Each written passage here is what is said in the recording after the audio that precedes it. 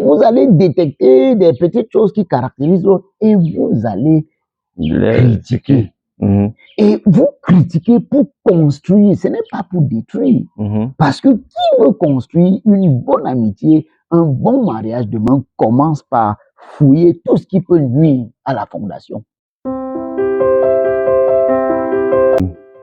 Bonjour à tous, bienvenue sur Ankar, la chaîne qui parle du destin, de l'amour et de la spiritualité sous toutes ses formes. Aujourd'hui, nous recevons un invité spécial qui est d'ailleurs l'un des membres fondateurs, l'un des piliers et puis l'une des personnes ressources du projet Ankar. C'est que certains me demandent souvent si que je parle souvent de nous, alors qu'on ne voit que moi, donc vous voyez au moins aussi un deuxième membre de Ankar. Avec lui, nous allons aborder aujourd'hui un sujet extrêmement important pour notre société aujourd'hui, celui de l'amour. Mais dans l'amour, nous allons parler en particulier du mariage. Nous savons qu'aujourd'hui, beaucoup de personnes ne refusent de se marier, ne veulent pas se marier, ou alors quand ils sont mariés, divorcent rapidement. Et donc, on va pouvoir échanger, il va nous dire un peu quelle est son expérience dans ce mariage, quelles sont ses astuces, comment faire face à certaines difficultés que l'on rencontre dans le mariage, et comment faire pour réussir ce projet de vie qu'est le mariage. Donc, sans plus tarder, je te laisse la parole, te présenter. Merci mon frère, ça, mon conchou. Voilà, moi c'est Fotane Fotio. C'est un plaisir pour moi d'être sur le plateau d'Ankar. Cette chaîne de vie, c'est la signification même de Ankar. Et j'étais toujours encouragé dans ce sens parce que il est temps pour nous de redonner vie au monde. Et la vie que nous donnons au monde vient de nous. Donc on est mieux placé, je veux dire, en Afrique, à Kemet, pour effectivement redonner cette vie-là à travers différentes thématiques. Moi, c'est comme j'ai dit, Fotane Fotio, je suis Tani parce que père de jumeaux. Voilà. Cette année, nous célébrons, et hier encore, en fait, on célèbre nos 17 années de jusqu'à 17 ans. Voilà, on célèbre nos 17 ans de mariage. C'est fort, hein, de nos jours. Voilà. Félicitations une fois de plus.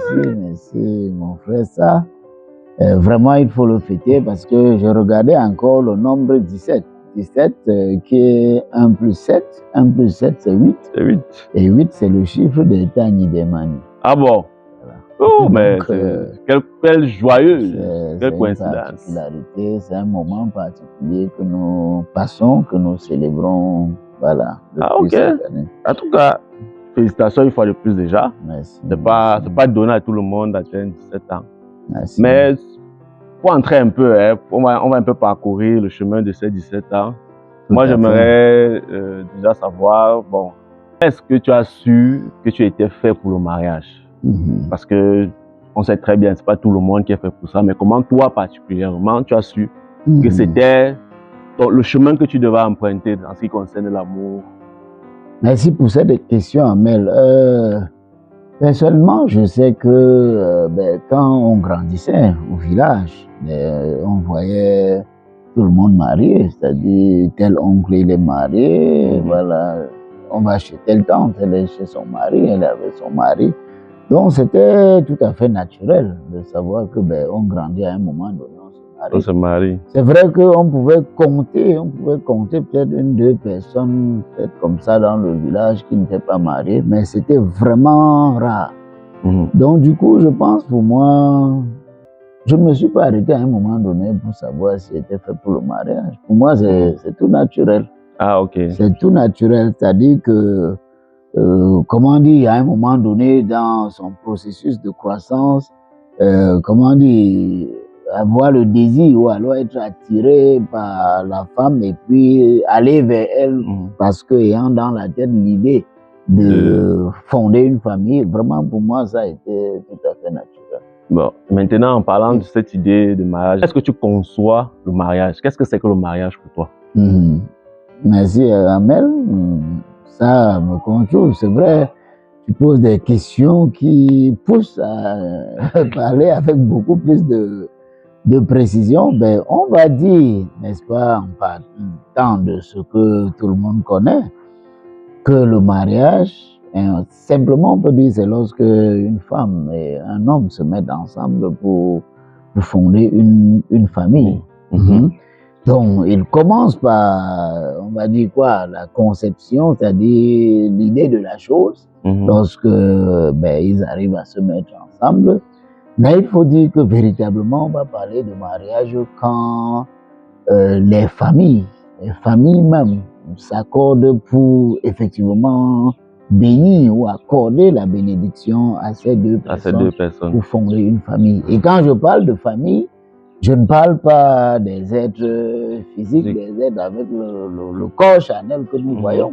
Je parle de ce qui fait la force de chaque famille et dont les ancêtres de chaque famille. Donc, lorsque sur ce plan-là, les ancêtres de deux familles, c'est-à-dire de la famille d'un garçon et d'une fille, acceptent que les deux se mettent ensemble, voilà, effectivement, ils leur accordent dans leur bénédiction, et voilà ce qui va donc amener les deux finalement à se mettre ensemble et donc à fonder une famille. C'est ça. Donc, le mariage. Dans le mariage, en fait, on se marie dans l'objectif de fonder une famille, pas pour quelque chose d'autre. Absolument. Se marier, déjà, c'est fonder une famille. Ah, ok. Parce que le père et la mère, c'est déjà le début de la famille et les enfants viennent après. Et parce que beaucoup disent que, bon, je t'aime, tu m'aimes, donc on se marie parce qu'on s'aime. Oui, c'est une conception que les gens ont du mariage. Que les gens ont du mariage. Oui, je dirais que il faut de l'amour à la base pour fonder une famille. Je t'aime, tu m'aimes, c'est l'amour que peut-être, on va dire, l'un ou l'autre voudrait exprimer à l'autre. Il faut cela, c'est la condition sine qua non pour arriver au mariage et donc pour fonder une famille. Parce que si à la base, entre l'homme et la femme, il n'y a pas cet amour-là, je ne vois pas la famille, je ne vois pas le genre de mariage que vous allez fonder et donc la famille que vous allez fonder.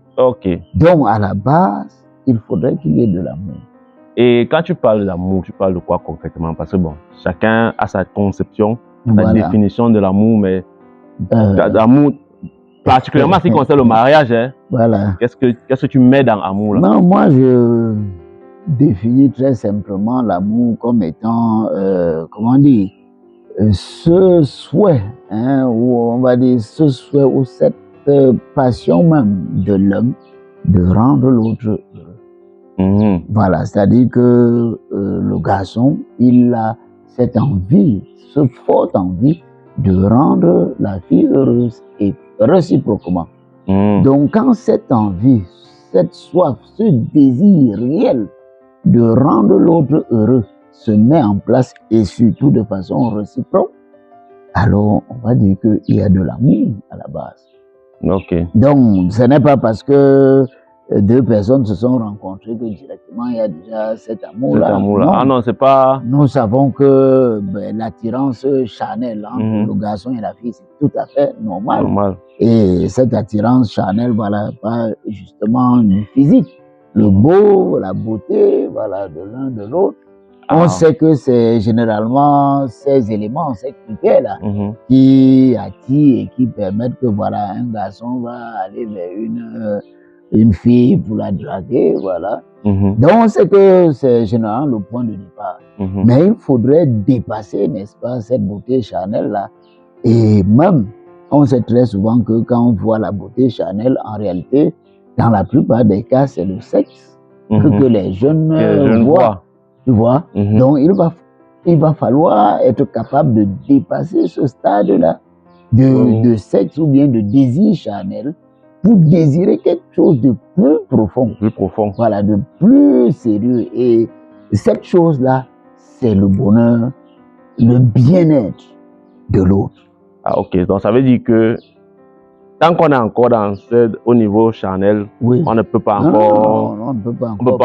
On ne doit même pas penser au mariage. On ne peut pas encore parler de mariage. Ok, mais est-ce qu'en dehors donc, de cet amour-là, qui dépasse ce côté charnel-là, qui arrive à vouloir le bien de l'autre, là, est-ce qu'il y a d'autres fondements au mariage en dehors de ça? Ou bien c'est la seule condition qui fait qu'on peut se marier? Non, la seule condition, c'est cet amour-là. C'est-à-dire que si le garçon et la fille réussissent à dépasser des challenges, c'est-à-dire des obstacles, et à arriver à ce stade-là. Quand je parle d'obstacles, c'est quoi? Justement, quand on se rencontre, voilà, c'est le désir charnel. Mais quand donc ce désir charnel te pousse ou pousse le garçon à aller vers la fille, alors il va prendre le temps de découvrir la fille. Quand je dis découvrir, c'est-à-dire connaître qui elle est, connaître sa moralité, connaître ce qui la caractérise. Voilà, elle est comme si, elle a grandi, elle a, voilà les traits éducationnels qui la caractérisent. Et ben, quand vous découvrez cela vice-versa, soit ça peut vous pousser à repousser la personne, à dire que non, ce n'est pas, c'est pas comme ça là. C'est pas le jazz que je veux.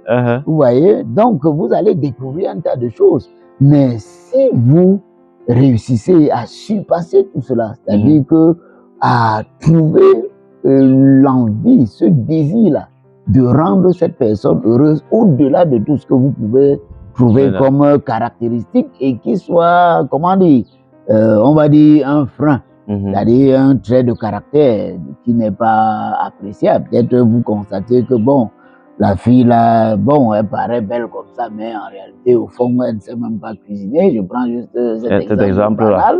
Ou alors qu'elle est friande d'argent, c'est-à-dire que moindre chose, voilà, elle te dit que ben, j'ai un souci de 5 000, de 2 000, voilà. Ce sont des choses qui vont soit vous pousser à fuir, ou alors à continuer à construire.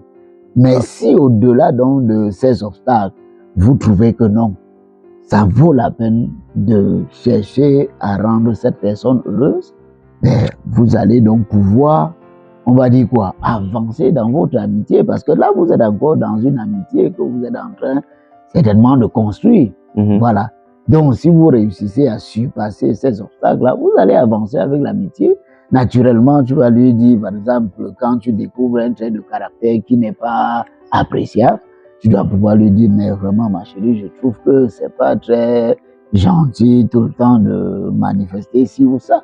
Et naturellement, vous allez face à de telles situations, vous aurez des accrochages, voilà, il y aura des fâcheries, il y aura des problèmes, mais si vous réussissez donc à, au-delà de tout cela, à construire votre amitié et à la faire grandir, vous allez effectivement arriver à ce stade-là de l'amour réel. Ok, c'est vrai, bon, ça c'est la théorie. Maintenant, moi, j'aimerais qu'on parle de ton cas particulier. Parce que beaucoup disent qu'il y a la théorie, mais c'est bien d'avoir l'expérience. Moi, j'aimerais donc savoir comment ça s'est passé pour toi. Donc, oui, merci. C'est toujours avec plaisir que je partage cette histoire, on va dire, romantique. Parce que les histoires d'amour sont des histoires romantiques, monsieur ça. Voilà, donc je dirais que je rencontre celle qui est maniée aujourd'hui. C'était dans les années 2000, je pense, c'était 2004. Voilà, 2004 comme ça, non, 2006. C'était 2006, voilà. C'était 2006, voilà.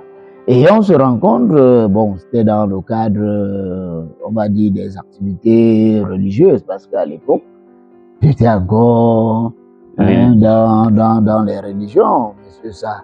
J'étais encore dans les religions. Et donc, on se rencontre dans le cadre des activités religieuses. Il faut dire que j'étais à Douala et elle était à Yaoundé. Mani, elle était à Yaoundé. Et on se rencontre parce qu'on organisait généralement dans notre groupe de prière, organisait des retraites spirituelles. C'était à Bamenda, chaque année. Voilà. Donc, étant engagés l'un l'autre dans sa ville, voilà, chacun s'est donc inscrit pour la retraite et c'est donc dans ce cadre-là qu'on s'est rencontrés. Mais il faut dire qu'on se rencontre comment? Parce qu'à la retraite, il y a la grande salle où on se retrouve pour les enseignements et les prières. Et il y avait également l'espace pour le réfectoire, pour manger. Et donc, par coïncidence, on était sur la même table. Et on pouvait être peut-être une dizaine, hein. Ok. Donc, généralement, on mettait les jeunes très souvent ensemble, les adultes. C'était ensemble. Donc, c'était une table de jeunes. Il y avait plusieurs garçons, plusieurs filles également. Donc, ça Tu as localisé directement. Ah, ça a commencé par la beauté physique. M'a accroché. Effectivement, puisque je ne la connaissais pas, je ne l'avais jamais rencontrée. Qu'est-ce qui a fixé mon regard sur elle? C'est naturellement sa beauté physique. Okay. Donc ça, c'était le point de départ. Et puis, j'ai constaté qu'elle était d'un calme particulier. Parce que les personnes agitées et autres, même autour d'une table, on va le savoir. On va le savoir. Donc, d'un calme, une apparence pieuse là, vraiment caractéristique. Voilà les éléments qui m'ont directement accroché. Dès le départ. Et puis, donc, pendant tout le temps qu'on était ensemble, c'est vrai. Comment? C'est-à-dire que quand on allait manger, ben, je mangeais. À regarder l'œil. Le poser sur la cible. Tout à fait. Donc, c'était ça. Et puis, ben, à la fin de la retraite, j'ai tout fait pour me rapprocher d'elle. Voilà. Pour échanger avec elle. Et il faut préciser que bon, quand tu te rapproches pour échanger, là, on ne va pas directement voir que c'est un garçon qui veut draguer une fille, non. Puisqu'on est dans un cadre particulier, religieux. Voilà, ça une sœur, voilà, qui échange, voilà, mais pourtant... il y avait les intentions. Les intentions étaient tout autres.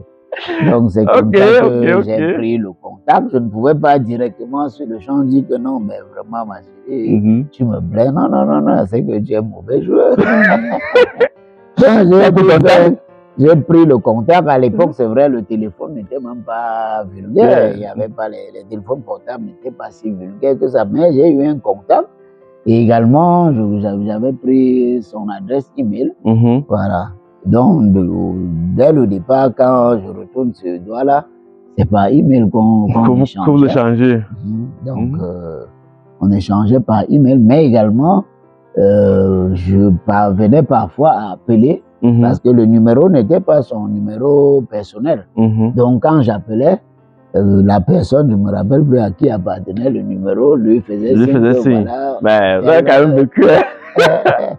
Il y a telle personne qui t'appelle. Donc, c'est comme ça qu'au départ, on communiquait à mail.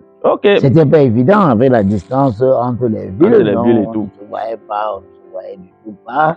Voilà, mais c'est avec les moyens. Donc, ça a commencé par une relation à distance. Effectivement, qu'on a évolué. Mais comment est-ce que donc, bon, je ne sais pas si c'est à ce moment que tu as pensé ou tu as su que celle-ci-là pouvait faire quelque chose, pouvait être la femme de ta vie, ou bien tu t'es dit, bon voilà, c'est une fille qui est belle, qui est calme, comme tu as dit, que bon, on va voir, on va essayer, et puis on va...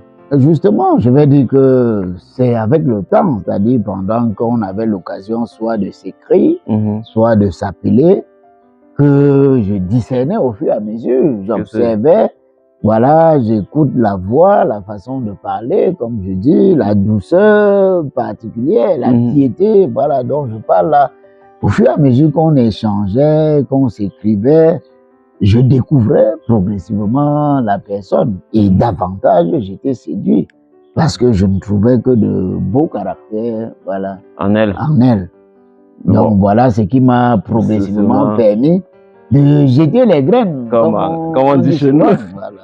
Et après, donc, comment s'est effectué, puisque maintenant vous êtes ensemble, comment le rapprochement s'est effectué? Oui, il faut dire que il faut préciser, Amel, que quand j'avançais, quand j'allais vers elle, vraiment, c'était pas pour des aventures. Psychologiquement, dans ma tête, je m'étais déjà dit que non, moi, je ne fais pas des aventures, c'est-à-dire que je vais vers elle. Si vraiment il n'y a pas d'obstacle, non, on va jusqu'au bout. Aller jusqu'au bout, effectivement. Donc, en évoluant, effectivement, je me rendais compte que non, c'était vraiment une bonne personne et tout. Donc, voilà, j'ai semé les graines et j'ai fait ce que je pouvais faire avec la distance pour que, voilà, elle puisse les picorer et que, voilà, même à distance, qu'on commence à construire cette amitié-là. Voilà, on commence à construire l'amitié.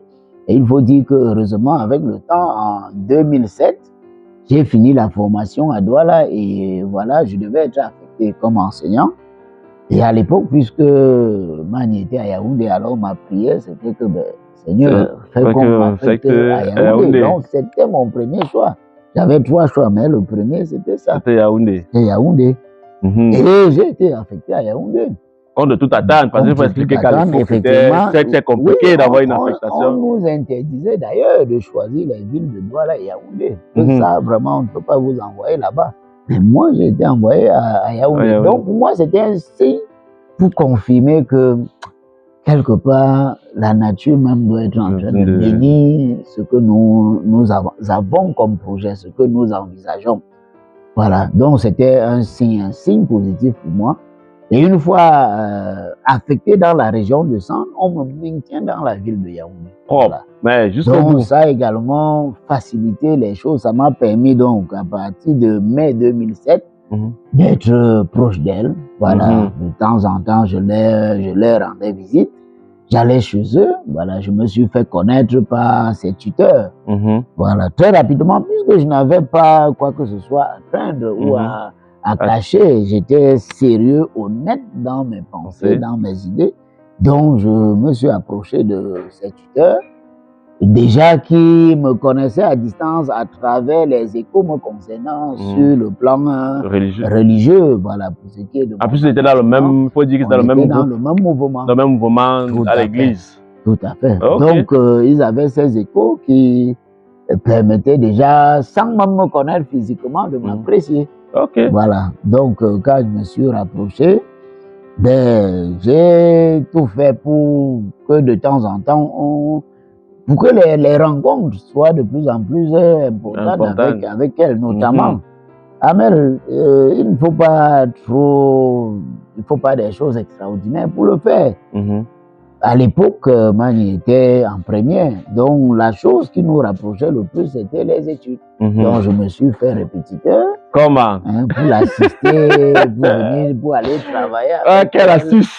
Sinon, ça, chercher le bonheur. Ah, c'est bon, c'est bon. Oui, puisque. Je comprends maintenant. Étant élève, tout ce qu'elle pouvait souhaiter, c'est réussir. C'est réussir son. Et tout parent, n'est-ce pas, vraiment, ne peut que souhaiter voir son enfant réussir. Donc, si quelqu'un vient pour aider ton enfant à réussir, ben forcément, il doit être une bonne personne.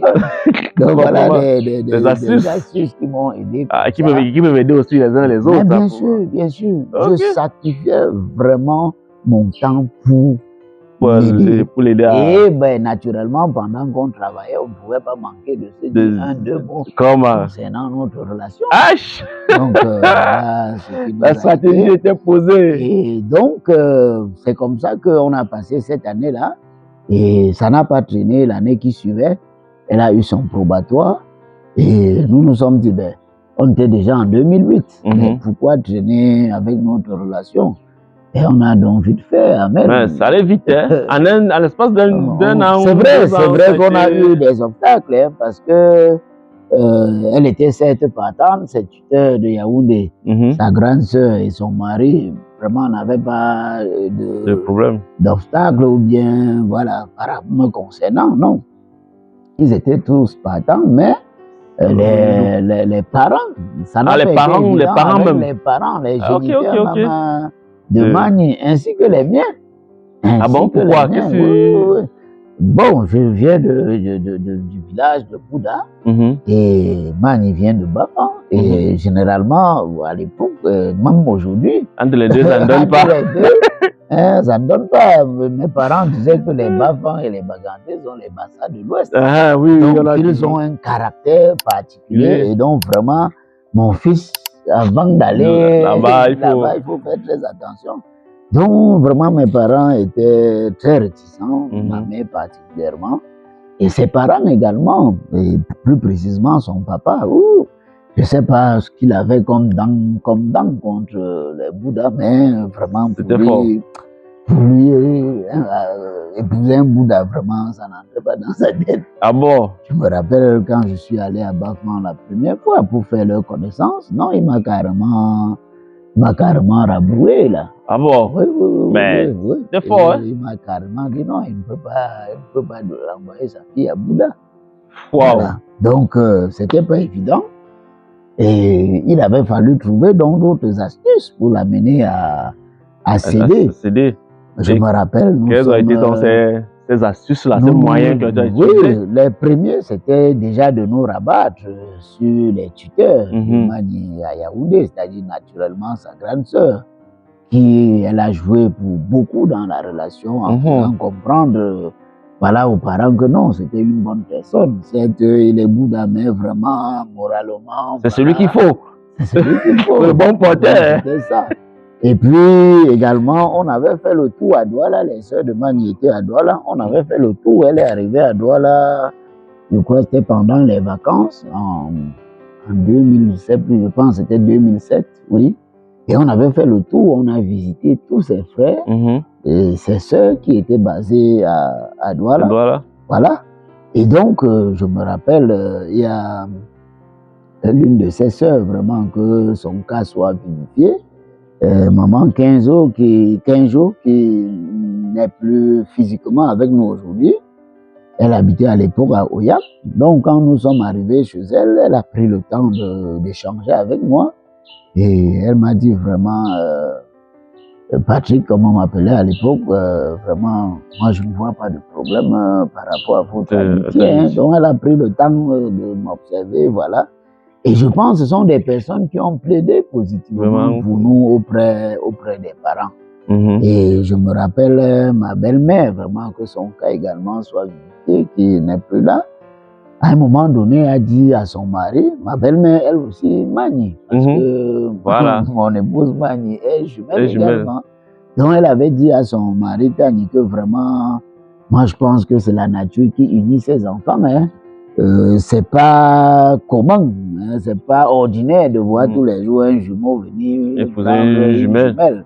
Et je crois que ça a aidé son mari à certainement apaiser son cœur et finalement à accepter. accepter. Mais de ton côté, puisque tu as dit que même de ton côté, de mon côté, c'était pas facile. Bon, mais moi, mon papa déjà n'était pas très difficile. Me faisant confiance depuis le départ. Alors, c'est ma maman que je suis passé par des cousins, hein, des grands cousins pour causer avec elle, pour la convaincre, pour lui faire comprendre que non. C'est vrai, les bas-fonds peuvent être ce que tout le monde pense, mais tout le monde n'est pas pareil. Pas pareil. Oui, justement, ma mère, son inquiétude, c'était également que les bas-fonds, les filles bas-fonds ne restent pas en mariage.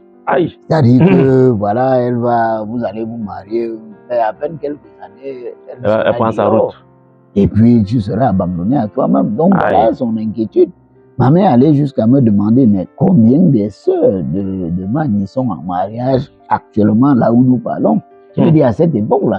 Oui, donc c'était un indicateur pour pertinent. Pertinent pour elle. Wow. Pour juger et donc voir s'il fallait céder ou pas. Mince. Donc, ces obstacles levés là, est-ce qu'il y a eu d'autres obstacles en dehors de ça à votre union? Moi, je dirais ce sont les principaux pour ce qui concerne les familles, mais il faut également dire que il y avait d'autres obstacles, notamment d'autres perturbateurs. Bon, permets-moi de les appeler perturbateurs, mais on va dire des rivaux. Qui guettaient aussi également la fleur. Non. Mais une fleur est convoitée par monsieur, ça c'est clair. Et c'est même généralement un signe. Un signe que c'est une vraie fleur. Une vraie fleur, tout à fait. C'est une belle fleur. Voilà, une belle fleur physiquement et surtout moralement. Ok. Voilà. Donc, il y avait des gars également qui tournaient autour d'elle et il fallait... C'était des obstacles parce qu'il fallait se décider. Bon, ça revenait surtout à Mani de le faire. Il fallait qu'elle se décide si vraiment elle va garder notre amitié, si on va continuer la construire ou bien si, voilà, on allait abandonner. Je me rappelle, il y a un ami, un camarade de classe. Voilà, on se connaissait depuis l'école de formation et on était dans le même mouvement religieux ensemble également. Et je me rappelle quand, à un moment donné, elle s'est rapprochée de Mani pour la convoiter, le Mani lui a dit que non, moi je suis avec ton frère. Avec ton frère, donc ce n'est Il pas... dit, mais quel frère? Il dit que mais ton frère que tu appelles généralement Broda, je sais que vous vous appelez Broda. Parce qu'effectivement, l'une des choses, c'est souvent de partager son quotidien avec, avec la personne qu'on désire, qu'on aime, voilà. Et c'est là où cet ami, ce collègue, lui dit que oui, mais on s'appelle Broda, ça ne veut pas dire qu'on est frère. Ouais, c'est pas possible. On est Broda, mais chacun c'est cher. Voilà. Donc, et il faut préciser que ben, ce gars paraissait matériellement plus nanti que moi, parce qu'à l'époque, certes, j'étais enseignant, mais n'avais rien, j'étais ECI, tu vois, je n'avais pas de salaire, je me débrouillais à travers répétitions et autres pour survivre. Okay. Voilà.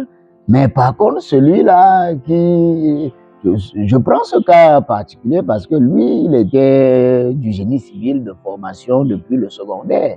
Donc, il gagnait déjà beaucoup de ses jobs qui lui permettaient financièrement d'être stable. Et apparemment, il avait des frères en Europe, voilà, qui lui permettaient de gérer de grands projets ici. Donc, le gars était même déjà véhiculé. La concurrence était rude. Voilà, tu comprends que si Mani regardait le matériel, non, jamais ne serait resté avec moi. Voilà pourquoi je confirme les valeurs morales. Alors, ce sont les valeurs morales qui ont fait qu'elle te choisisse au final. Oui. Ok. Oui, parce que s'il fallait regarder le matériel, donc, on devait me botter. Et maintenant, donc, comment est-ce que... Je sais que l'autre aspect qui est souvent très difficile, ou bien, je ne vais pas dire quoi, pas difficile, mais sujet à beaucoup de débats et de discussions, oui. C'est l'organisation et la célébration du mariage. Oui. Moi, j'aimerais savoir comment, déjà, chez nous, on sait que le mariage, il y a le mariage coutumier, il y a le mariage civil, et puis bon, pour ceux qui sont religieux, le mariage religieux. Tout à fait. Moi, j'aimerais donc savoir comment pour toi ça s'est passé. Oui. Ça s'est passé normalement, ou bien vous avez rencontré des difficultés dans ça? Il y a toujours des difficultés, toujours. Il faut déjà commencer avec le mariage coutumier qui vient généralement avant. Mais il faut dire que j'ai eu vraiment, je ne sais pas comment appeler ça, la chance ou la grâce des ancêtres, parce que je ne me reconnais pas avoir dépensé 10 francs pour la dot. Hein.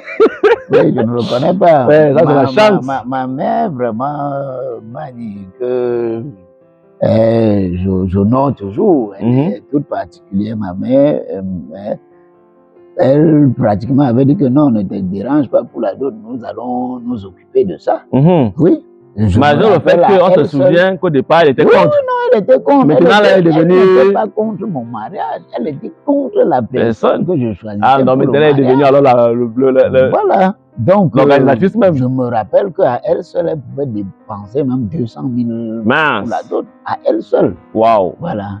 Tu vois, et maintenant, mon papa, il a fait ce qu'il pouvait faire comme papa. Donc, acheter les chèvres et autres, vraiment, moi, je ne sais pas combien on a dépensé pour le faire. Et mes grands frères également, ils se sont mis ensemble. Donc, la dot s'est passée vraiment sans problème. Sans difficulté. Bon, c'est plutôt maintenant pour l'organisation du mariage civil et religieux que j'ai dit que non, on ne peut pas quand même tout faire. Voilà. Et puis, pour moi, il fallait, malgré les difficultés, amener quand même la belle famille à comprendre que non. S'ils se sont opposés dès le départ, s'ils ont eu des appréhensions, il ne faut pas qu'ils pensent que leur fille va seulement souffrir. Voilà. Va quelque part où il n'y aura même pas de quoi manger. Donc pour moi, il fallait déjà unir symboliquement ces familles-là en organisant quelque chose de, on va dire, d'acceptable. Voilà, comme cérémonie civile et religieuse, puisqu'à l'époque j'étais à l'église. Donc c'est vrai que j'étais ECI, mais j'ai dit que même si les nôtres, je veux dire que ceux qui sont de notre souche culturelle, bamiléké comme moi, généralement trouvent que c'est à tort. Moi, j'avais trouvé que non. Il était temps de nous marier et j'ai dit même s'il faut chercher un crédit, je vais chercher à avoir un crédit pour le faire. Ah bon? Et c'est grâce à un crédit j'ai organisé le mariage. Ok. Donc, beaucoup ont dit que, mais voilà, vraiment, tu es allé à Bapa, mais voilà comment on va te marier. Parce qu'à Bouddha, on ne fait pas ça. On ne fait pas ça. Je dis que non, il faut savoir qu'est-ce qu'on a comme priorité, qu'est-ce qu'on a comme objectif. Donc, grâce à un crédit, ben, je pense que on a vraiment tout organisé et quelques aides de la famille. Donc, en fait, c'est que si quelqu'un aujourd'hui veut réussir à bien organiser son mariage, il est important d'intégrer la famille et puis de comprendre que ça va entraîner des sacrifices, parmi lesquels même prendre un crédit, par exemple. Oui, bien sûr, bien sûr. Amel, le mariage est un projet sérieux, c'est un projet de vie. C'est un projet de vie. Et pour l'asseoir, ben, il faut absolument... Il y a des sacrifices. Il y aura des sacrifices financiers. Et généralement, quand tu dis impliquer la famille pour l'organisation, ce n'est pas qu'il faut d'abord compter sur la famille pour l'organisation. Il faut commencer par compter sur soi-même. C'est-à-dire que, ok, peut-être pour mon cas, la dot était particulière. Parce que ma mère a dit non, ne te dérange pas, nous allons le faire. Mais si ce n'était pas le cas, certainement, j'allais trouver un moyen. J'allais me battre, n'est-ce pas, comme un bon Camerounais. Voilà, pour trouver les moyens. Et donc, même pour le mariage civil et religieux, j'ai dit non, il faut déjà que j'ai mes moyens à moi. Maintenant, si un frère dit que, bon, voilà 10 000, voilà 20 000, je ne saurais refuser, je prends et j'ajoute. Ok, c'est cool alors. C'est comme ça que cela a été fait. Ok, c'est cool. Maintenant, vous êtes... le mariage s'est bien passé, on a un peu compris comment est-ce qu'on peut faire pour pouvoir bien organiser la chose. Maintenant, bon, vous êtes marié. Comment ça se passe? Comment est-ce que, parce que généralement, chez nous en Afrique, au Cameroun en particulier, on dit souvent que quand vous êtes marié, c'est l'homme qui choisit là où vous devez rester. Absolument. Comment est-ce que vous faites maintenant pour vous... Comment la vie se fait dans le mariage? Est-ce que vous étiez déjà dans la même maison? Est-ce que tu as dû l'amener dans ta maison? Est-ce que tu étais en location? Qu'est-ce qui s'est passé en fait? Oui, effectivement, c'est ça, quand on se mariait, nous, on ne vivait pas ensemble. Et d'ailleurs, je me rappelle, on va dire quoi, les critères, je ne sais pas si je vais appeler ça les critères, mais les enseignements religieux et moraux que nous avions à l'époque prônaient la chasteté avant le mariage. Donc, il n'était pas question que on vivait ensemble avant le mariage, et je vais dire le mariage est religieux. Mais aujourd'hui, je sais que le véritable mariage, c'est l'onction des ancêtres, comme je dis, à travers la dot. Mais donc, même après cela, il n'était pas question de vivre ensemble avant la bénédiction religieuse. Donc, on ne vivait pas ensemble, et après le mariage, voilà, c'était pas difficile. J'habitais avec un ami et j'ai directement... il avait un appartement que j'ai directement réquisitionné. Voilà. Et donc, Mani est venu me retrouver là-bas. Rappelons que ce n'est pas l'autre ami dont on parlait tout à l'heure. Non, pas du tout. C'est pas la même chose. Pas du tout. C'est pas faisable. Donc, voilà. Qu'est-ce qui s'est passé après? Nous étions en location. Mais il faut préciser que j'étais encore ECI. Donc, je n'avais pas... Alors peut-être qu'il faut dire ce que veut dire ECI. ECI veut dire enseignant en cours d'intégration. Voilà. Donc, qui n'a pas encore de salaire. Voilà. On se marie en décembre 2008, le 27 décembre 2008. Et il faut dire que tout était prévu parce qu'en janvier 2009, mon salaire passe. Voilà. Donc, je cesse d'être ECI, quoi. Voilà. Donc, pour dire que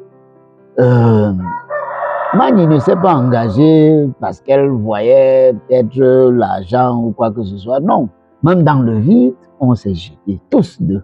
On s'est jetés parce que on n'était pas certain qu'au lendemain du mariage, on devait avoir le salaire, on devait avoir de quoi vivre quotidiennement. On savait qu'on devait se battre. Voilà. Mais heureusement, au lendemain, le salaire était là. Donc, ça nous a permis de meubler notre vie comme on pouvait. Mais il faut dire que avant donc que ce salaire n'arrive en janvier, c'était pas le 1er janvier.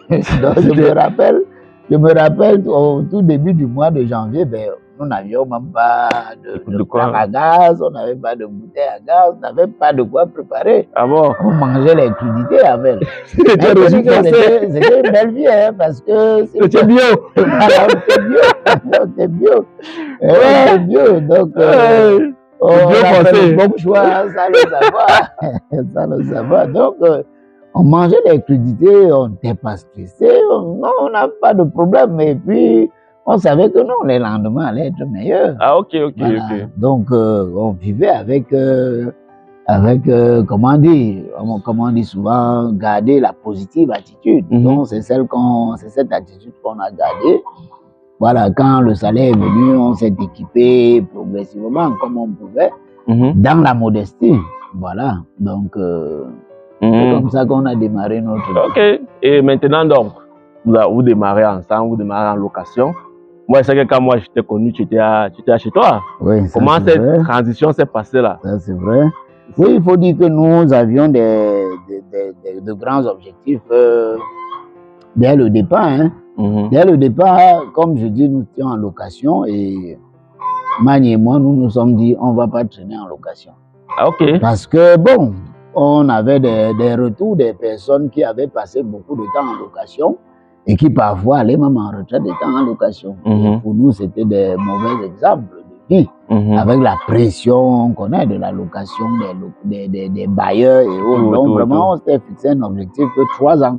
On va quitter la location. Même comme on avait commencé notre vie avec la dette, le crédit normalement, pour organiser le mariage. Voilà. Donc, c'était déjà un faux pas peut-être.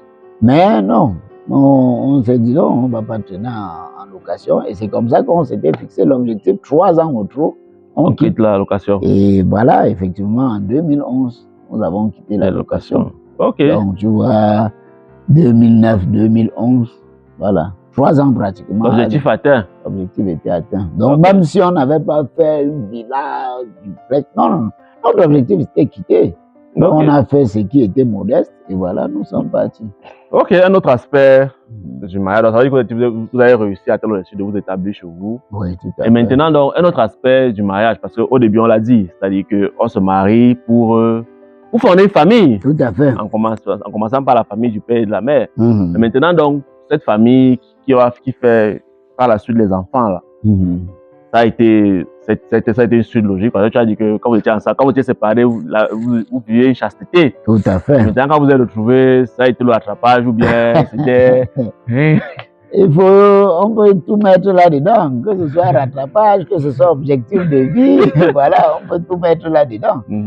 Comme je te disais, pour moi, quand je dis le mariage, c'est tout naturel. C'est-à-dire qu'on n'a pas besoin de chercher si on est fait pour le mariage parce que le mariage, c'est perpétuer la vie. C'est donner la vie qu'on a reçue. Ok. Voilà. Et donc, nous avons reçu la vie chacun de ses parents. Voilà. Et pour moi, c'est tout à fait naturel de redonner cette vie en donnant naissance. Donc, voilà pourquoi, bon, déjà pendant les périodes d'amitié, de fiançailles, on parle de tous ces sujets. Voilà, combien d'enfants est-ce qu'on aimerait avoir et tout ça. Bon, ben, il faut aussi dire que une fois marié, ça peut ne pas être ça. On peut se retrouver. On peut dire au départ qu'on voulait, ok, on se retrouve avec peut-être 5. Ou bien l'inverse. Voilà. Mais bon, il faut dire dès le départ que l'objectif, c'est redonner la vie reçue. Donc, tout naturellement, dès qu'on s'est marié, je pense, le mois qui suivait, maman était déjà enceinte. Elle était déjà enceinte. Surtout que vraiment, il faut préciser que là, concernant, il n'y a pas de difficulté dans ce sens. Dans ce sens-là. Parce qu'aujourd'hui, les femmes, il faut reconnaître, monsieur ça, beaucoup de femmes rencontrent des problèmes de fertilité, des problèmes de conception. Oui, au point où aujourd'hui, vraiment, avoir une femme qui ne connaît pas ce genre de problème, c'est une grâce. C'est une grâce ou une chance. Voilà, c'est une main particulière qui l'accompagne. Donc, on n'a pas eu de difficultés, c'est comme ça. Donc, on a eu le premier et ceux qui sont suivis. Voilà. Mais à t'écouter, on a l'impression que c'était vraiment un long fleuve tranquille. Mais moi, j'aimerais qu'on revienne sur votre relation à deux. Parce que bon, le mariage, c'est d'abord deux personnes. On va parler d'autres sujets, des autres sujets et puis des obstacles que vous allez rencontrer au mariage. Mais à deux, est-ce que ça a été, parce que vous avez quand même 17 ans aujourd'hui, je le rappelle, c'est quand même 17 ans, c'est pas 17 jours. Ça, c'est clair. Est-ce que ça a été un long fleuve tranquille, comme nous tous on rêve? Ou bien est-ce que même de ton côté, il y a eu les moments où je t'ai dit que vraiment, je cherche la date d'expiration sur l'acte de mariage, c'est comment tu chez nous? Ah oui, c'est amusant, mais vraiment non. On va dire que peut-être notre couple est particulier. On a certes eu des difficultés, mais jamais des difficultés extrêmes. Jamais des situations où on envisage la rupture, des situations où non, vraiment on veut plus sentir, on veut plus voir l'autre. Non, non, non, on n'a jamais eu ce genre de situation. Mais quelles sont donc les difficultés que vous avez rencontrées? Il faut dire que nous avons connu, entre autres, des problèmes, on peut dire quoi, des problèmes d'entente par rapport, on peut dire quoi, des petits problèmes d'entente par rapport peut-être à un projet. On peut dire quoi, peut-être je peux désirer acheter peut-être un téléviseur, peut-être man il trouve que non, ce n'est pas, le moment, c'est plutôt peut-être le congélateur ou le frigo qu'il faut. Il y a parfois de petites difficultés, de petits problèmes de ce genre, d'harmonie, d'entente, voilà. S'entendre pour peut-être engager une action. Voilà, il y a parfois de petits soucis comme ça. Mais bon, c'est facile à gérer.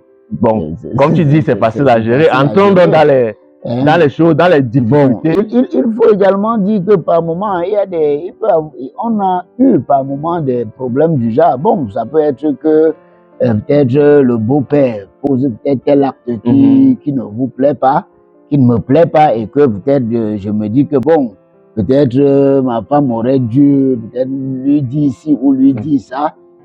Pour éviter cela et qu'il ne l'a pas fait. Et donc, du coup, ça crée une mauvaise humeur, tu vois, entre nous. Bon, ça peut faire que peut-être le matin, tu te réveilles, tu es fâché, tu boudes peut-être. Bon, mais le soir, ça va. Ou alors, ça peut être que bon, tu te couches étant fâché, peut-être en tournant le dos, comme on dit souvent. Mais peut-être le lendemain, ça va. Ça va. Voilà, on revient à de bons sentiments. Oh, c'est bien. Donc, c'est un peu ça. Moi, j'aimerais donc qu'on revienne sur certains aspects. Par rapport, tu vas répondre par rapport à ton expérience.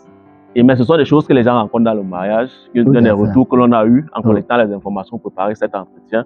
Et tu nous diras un peu par rapport à ton expérience et comment est-ce que tu penses qu'on peut lever ça. Le premier, c'est la gestion financière. Comment on gère l'argent dans un mariage. Dans un mariage. Parce que je précise bien dans un mariage, oui, dans un foyer aussi. Parce que je sais que beaucoup disent que ça pose de plus en plus de problèmes aujourd'hui. Comment est-ce qu'on gère, comment est-ce que toi, dans ton mariage, tu réussis à gérer ça? Oui, c'est ça, je dirais que nous avons dans le cadre de notre éducation, et on va dire des conseils, à travers les mouvements dans lesquels on était et surtout à travers l'accompagnement des aînés, tu vois, des tuteurs. Un grand hommage aux tuteurs de Magny parce que ils font partie de ces aînés-là qui nous encadraient avant même, c'est-à-dire on vous encadrer les jeunes dans le statut, tu vois, avant le mariage, comme ça là. Voilà, donc ils nous donnaient des conseils. Donner les noms pour au moins leur rendre hommage. Oui, non, je rends hommage à Monsieur Chomba Paul. D'ailleurs, ma fille s'appelle Chomba. C'est à la maison, voilà, ma deuxième fille, donc c'est pour lui rendre hommage. Maman Chomba Sidonie, voilà son épouse, je leur rends hommage parce que justement dans le cadre de ces enseignements conseils, ils nous avaient donné déjà beaucoup de conseils dans ce sens-là, comment gérer les finances, des petits problèmes qu'on peut rencontrer dans le foyer. Donc, on se marie étant, on va dire quoi, préparé quelque part à l'avance, étant aguerri, voilà, sachant déjà comment éviter peut-être certains obstacles et autres. Ce qui fait que pour nous, on n'a pas eu de difficultés. On savait que le meilleur moyen, la meilleure façon de gérer les finances, c'est d'être transparent. D'être transparent, c'est d'avoir la même poche. La même poche pour les deux. Ou bien la même corbeille, comme on dit. Voilà, ça veut dire que je gagne quelque chose, je viens mettre dans cette corbeille. Mon épouse gagne quelque chose, elle vient mettre dans cette corbeille. Et c'est de la corbeille qu'on retire pour gérer tout ce qui nous concerne. Vous décidez ensemble effectivement. Mais au moment où vous ne vous entendez pas, qui décide? Oh, c'est vrai que je vais reconnaître, on va dire quoi, la douceur féminine qui a très souvent accompagné Mani. Dans ce sens, c'est-à-dire qu'on on s'est jamais retrouvé dans des situations où il faut lever des voix parce qu'il faut, il faut décider quoi faire par rapport à de l'argent. Non, vraiment, et puis c'est avec douceur généralement qu'on l'a toujours fait. Okay. C'est-à-dire à la fin du mois, voilà, je dis ok, ce mois, voilà ce que j'ai pu ramener, c'était peut-être 200 000, peut-être 230 000, voilà, on met là. Bon, il faut reconnaître que pendant beaucoup de temps, Mani a souvent été à la maison, il y a des périodes, elle était en formation, donc financièrement, elle n'apportait pas encore beaucoup. Donc, je prends le salaire, je viens, je mets dans la corbeille. Et puis, ensemble, ok, on définit les lignes. Tu vois, les lignes pour la maison, les lignes pour les belles familles. Voilà, c'est comme ça qu'on faisait. Okay. Et puis, on gère, on était tranquille. Ça me permet donc de retomber sur le deuxième aspect. Oui. Qui pose généralement problème. Ou bien quel sujet à difficulté dans le mariage, les belles familles. Les belles familles. On fait comment pour gérer les belles familles? Pour s'en sortir avec les belles familles. Parce qu'aujourd'hui, beaucoup fuient même les belles familles. Ah oui, ça c'est vrai. Comment est-ce qu'on fait pour gérer les beaux-parents et les belles familles? Ça c'est vrai. Et beaucoup fuient à un moment donné les belles familles parce que il faut reconnaître qu'à un moment donné, c'est pas toujours évident. C'est-à-dire, il y a des belles familles vraiment, parfois, sujets à problèmes, voilà. Mais pourtant, ce n'est pas parfois toujours le cas. Moi, comme je disais déjà que, dès le départ, quand mes beaux-parents, mon beau-père particulièrement, me rejetaient, nous avons trouvé l'astuce de nous rapprocher des frères de Mani qui pouvaient mieux la connaître et mieux la comprendre. Et ce sont ces frères ou ces sœurs qui finalement étaient devenus des courroies, tu vois, pour donc amener ceux qui ne nous comprenaient pas à nous comprendre. À vous comprendre, ok. Donc, il est conseillé, quand vous intégrez une belle famille, de chercher donc directement à avoir des affinités avec certaines personnes qui vous comprennent mieux, qui, on va dire, avec le temps, vous connaissent mieux, qui sont prêts à vous défendre auprès des autres. Ok. Donc, ce sont eux qui, par moments, vont dire que non, laissez vraiment. Si vous voyez telle chose, c'est parce que. Ah, ok. Et donc, ça va vous aider à éviter beaucoup de situations vraiment qui pourraient se compliquer. Oui. Ok. Donc, pour ce qui me concerne, c'est vraiment cette astuce-là que nous avons utilisée. Et également, très souvent, éviter, on va dire quoi, des affrontements. Éviter des affrontements. Si vous savez que, bon, peut-être avec telle personne, ça ne passe pas souvent trop. Bon, évitez tout le temps de vous retrouver en train de vous chamailler ou discuter avec la personne. Ok. Voilà. Ok, donc, bon, en parlant de situations compliquées, on va parler d'une situation qui n'est pas réjouissante, mais qui je me suis rendu compte qui arrive de plus en plus, c'est la perte d'un enfant. Parce que je me rends compte que de plus en plus, je sais pas, la mortalité infantile augmente. Et je sais que toi, tu as connu ça dans ton mariage. J'aimerais savoir peut-être comment ça s'est passé, si tu as la force de revenir dessus. Et comment est-ce qu'on gère ce genre d'événement? On gère cela.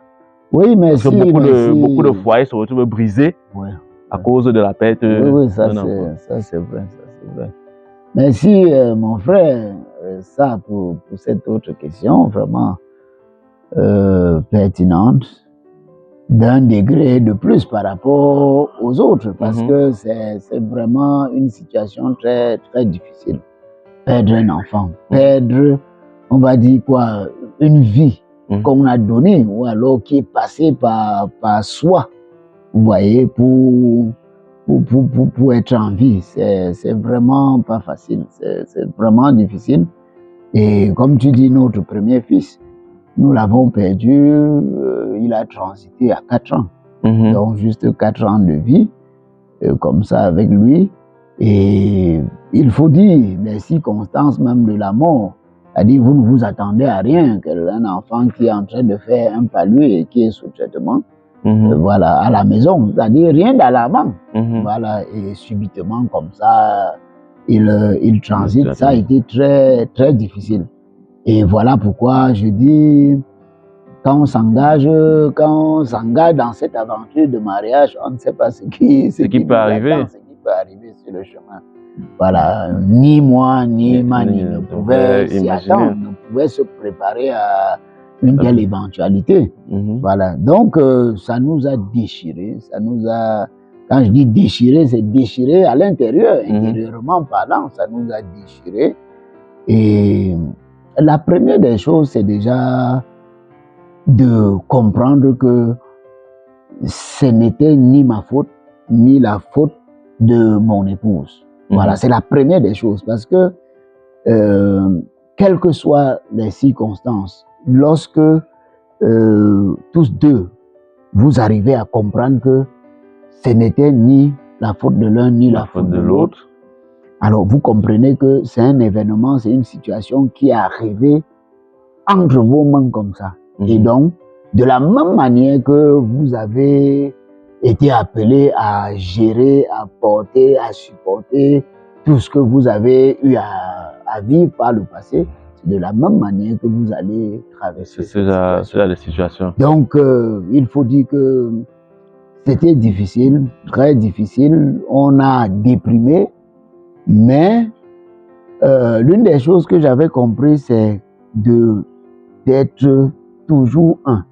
Toujours proche l'un de l'autre pendant ces moments-là.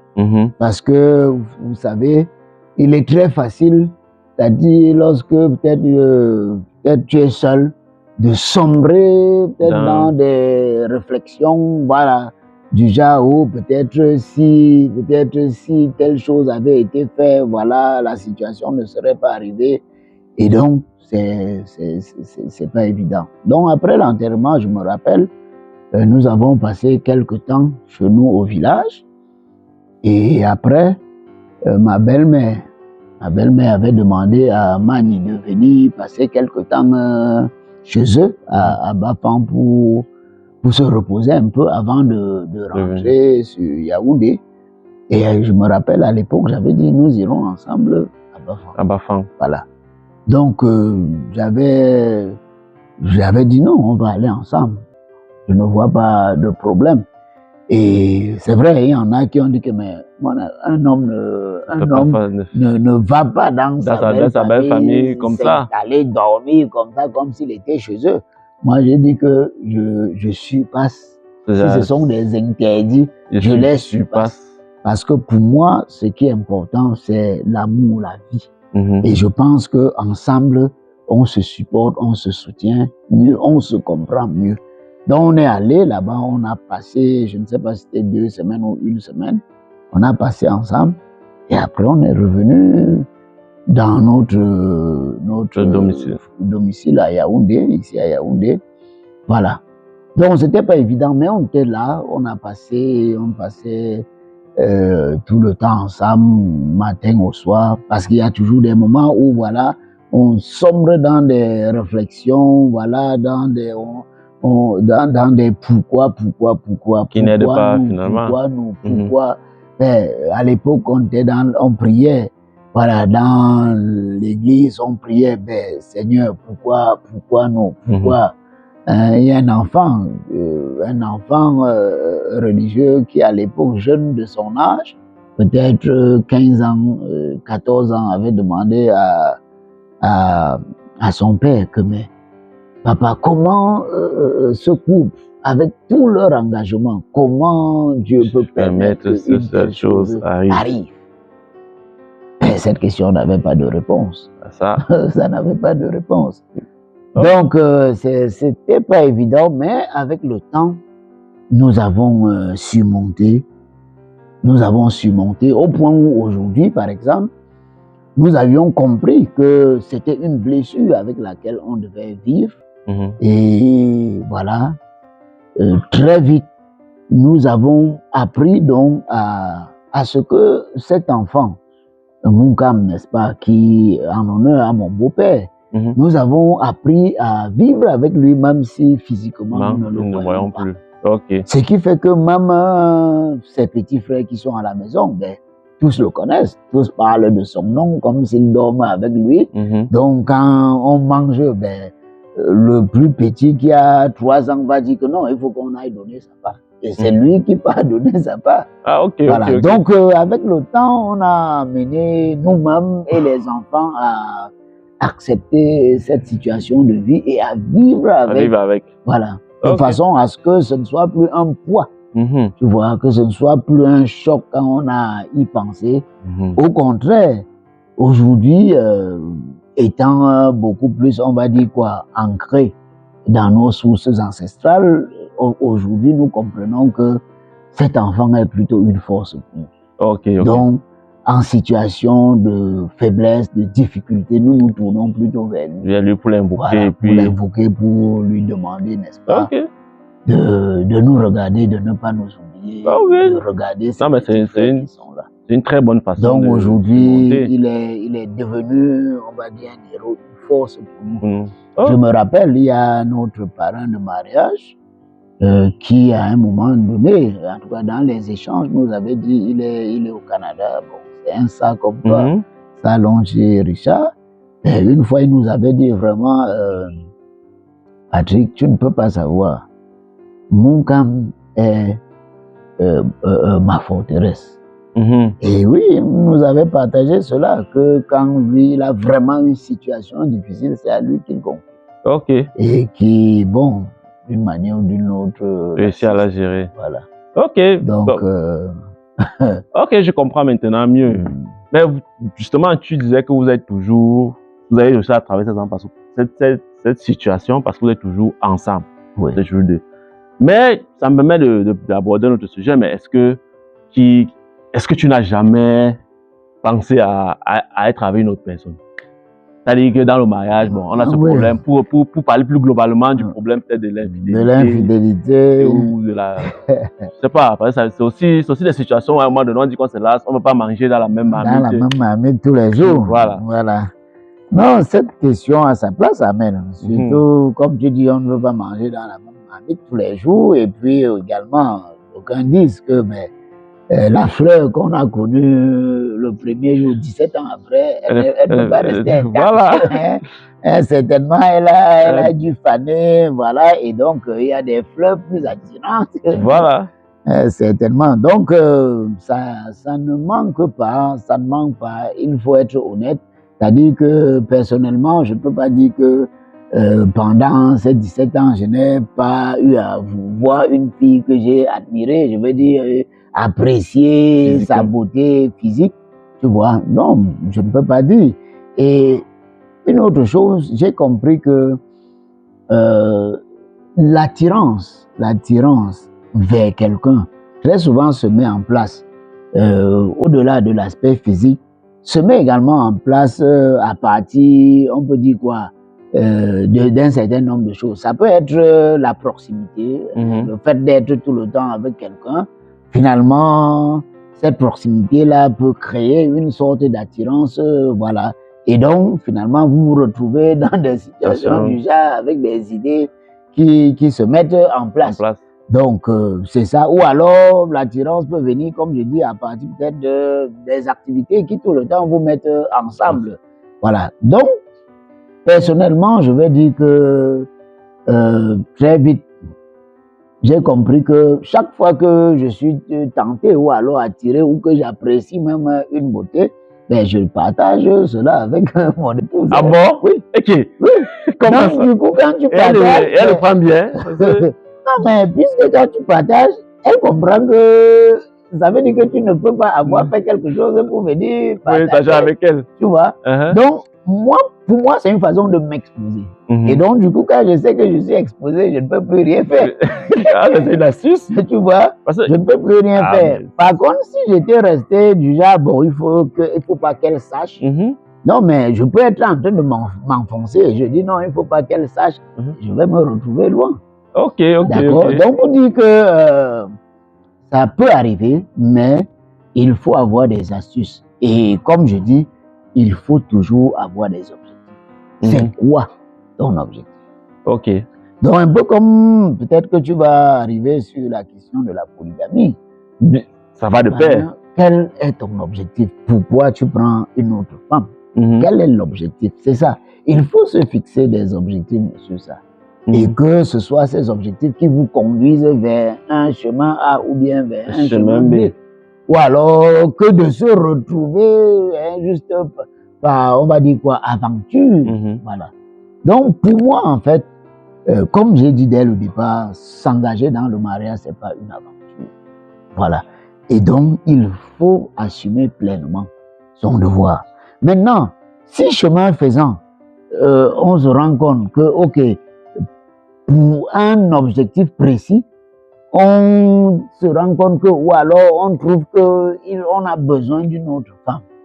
Ben, la première des choses, c'est de partager avec la première. Mais voilà.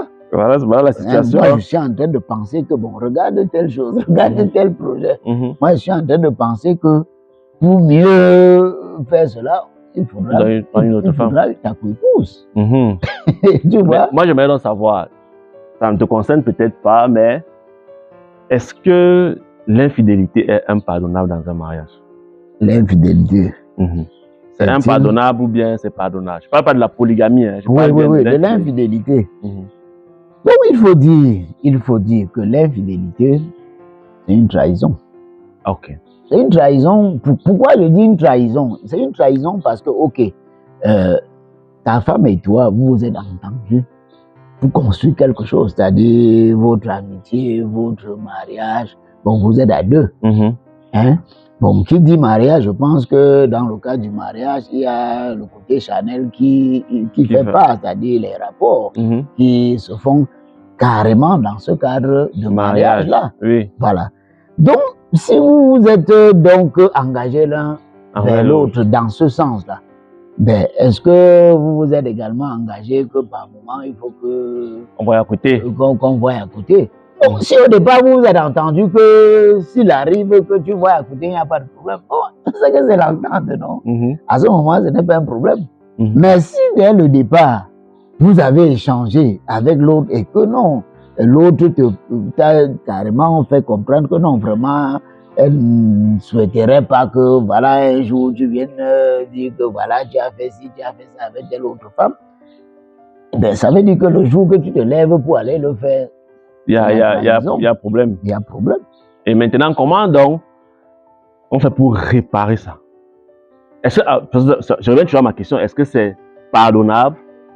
Et auquel cas, comment on fait pour réparer ça? Amel, il faut répondre à cette question-là en revenant sur la question du mariage. Quand tu me demandes si c'est pardonnable, si ce n'est pas pardonnable, ça veut dire quoi? Le mariage s'arrête? Oui, c'est ce qui est. C'est l'une des raisons des divorces. Ça veut dire quoi? Le mariage s'arrête? Alors, pour ma part, le mariage béni par nos ancêtres, ce n'est pas pour s'arrêter. Ok. Ça veut dire que quel que soit l'obstacle qui se met sur le chemin et qui peut être l'infidélité, il faudra trouver un moyen de le résoudre.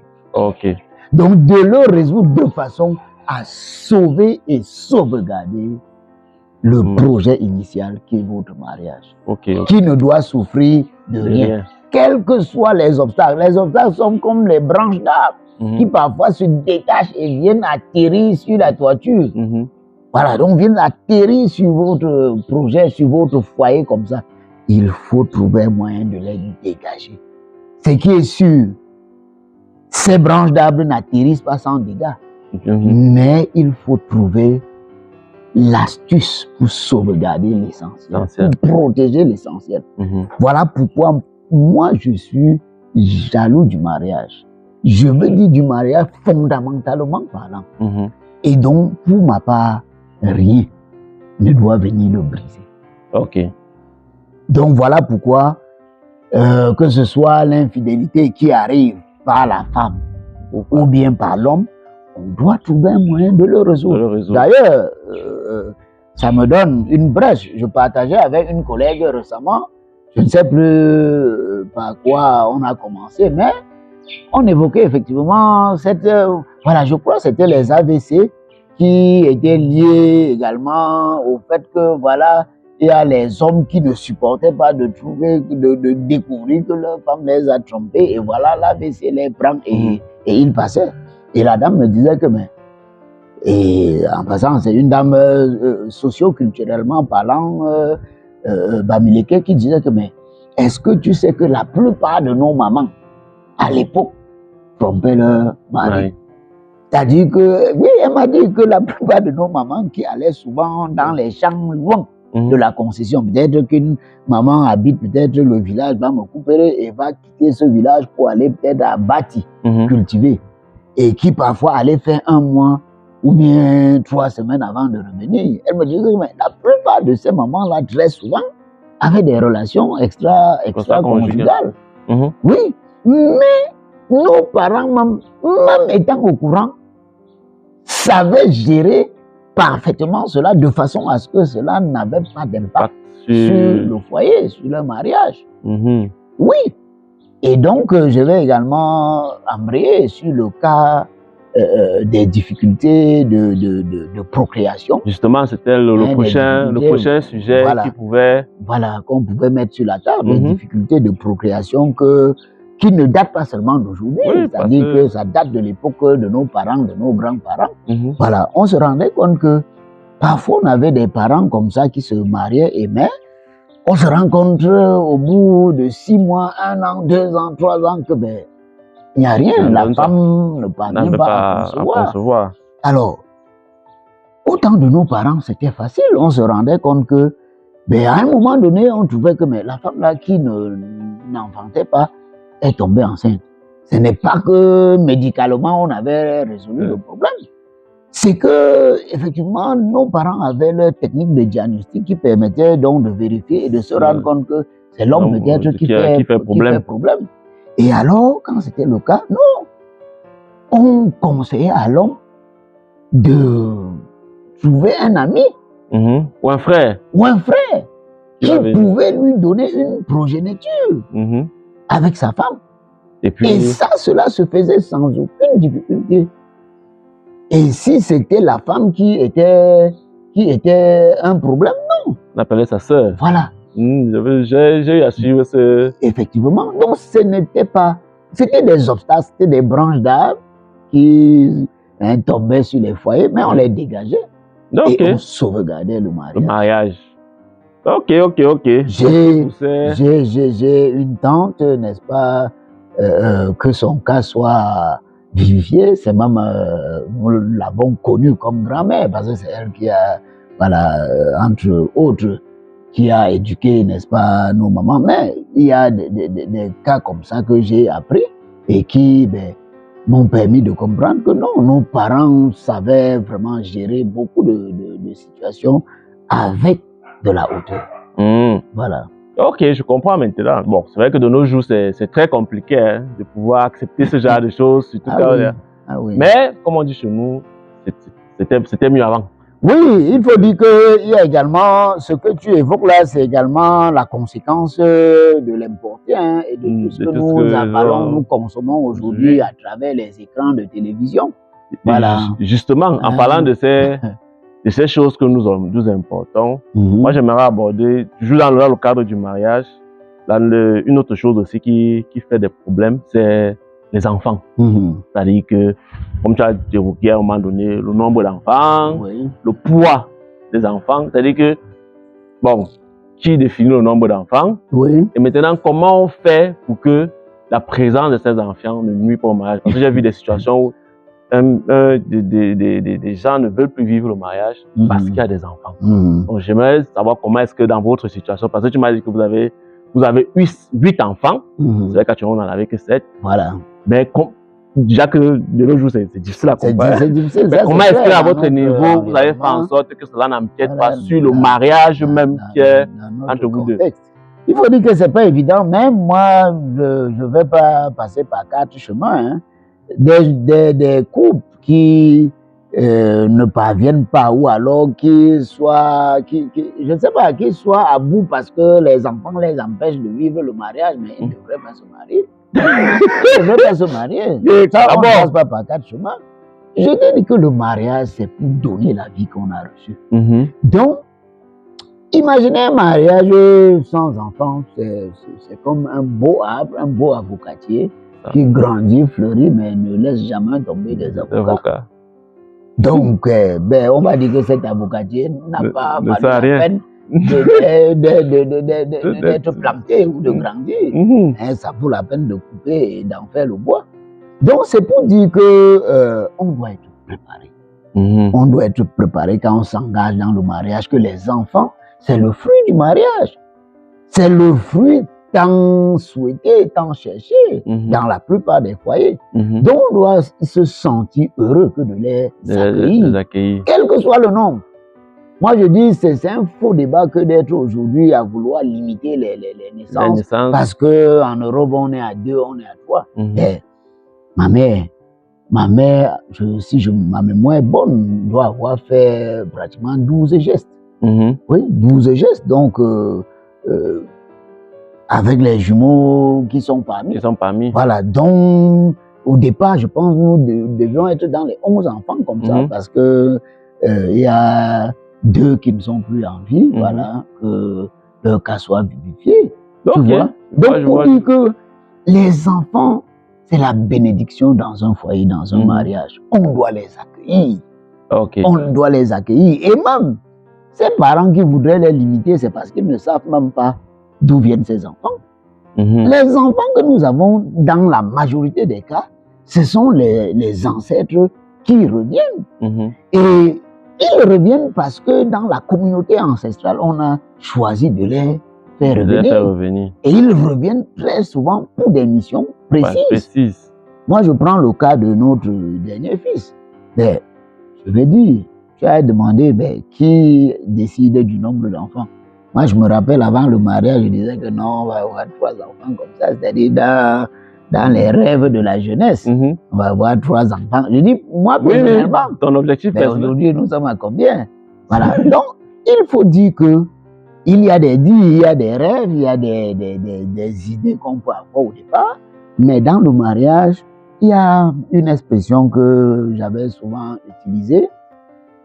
Rien ne doit être un frein pour l'arrivée ou l'accueil d'une nouvelle vie dans un foyer. Ça veut dire que quand vous avez de commun accord accepté de poser l'acte qui peut conduire à la vie, vous devez être prêt à accueillir cette vie-là. Parce que on a beau se fier peut-être au calcul, peut-être du cycle menstruel, que non, bon, il y a telle période qui est bonne, que vraiment on est certain que, voilà, en nous amusant en cette période-là, on est sûr que, voilà, on ne peut pas, la femme ne peut pas être enceinte.